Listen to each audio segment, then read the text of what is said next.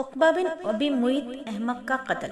اگر آپ سب نے سورہ کہف کو سمجھا تو شان نزول میں، سورہ کہف کے شان نزول میں ہم نے آپ کو بتایا تھا کہ جو دو لوگ یہودیوں کے پاس گئے تھے سوالات پوچھنے کہ کس طرح نبی صلی اللہ علیہ وآلہ وسلم کو ایک نعوذ باللہ جھوٹا قرار دیں، تو یہ عقبہ بن معیط بھی اس وقت وہاں گیا تھا سوال پوچھنے یہودیوں سے۔ یہ شخص جو تھا یہ ابو جہل کا چمچہ تھا۔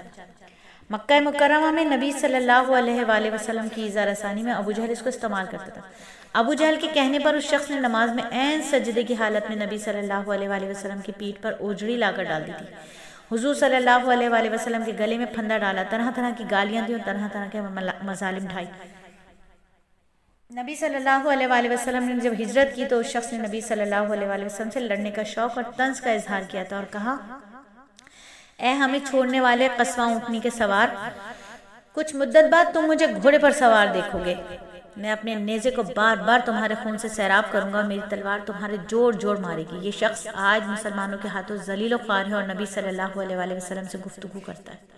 عقبہ بن ابی معیط، ہائے افسوس مجھے کس جرم میں قتل کیا جا رہا ہے نبی صلی اللہ علیہ وآلہ وسلم، اس جرم میں کہ تم اللہ اور اس کے رسول کے دشمن ہو۔ عقبہ بن ابی معیط، اے محمد صلی اللہ علیہ وآلہ وسلم مجھ پر احسان کرو، عام قیدیوں کی طرح مجھے رکھو، میں آپ کے لیے بہتر ہوگا۔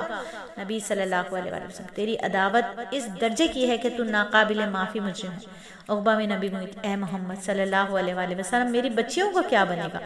نبی صلی اللہ علیہ وآلہ وسلم، تیری بچیوں کے لیے جہنم کی آگ ہے، اے عاصم اس کو آگے کرو اور اس کی گردن اڑا دو۔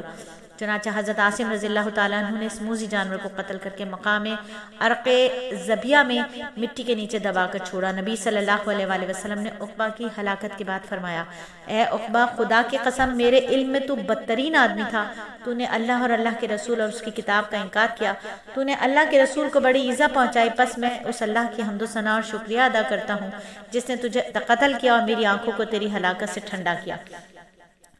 پھر مدینہ منورہ میں ہو رہی ہے فتح کی بشارت۔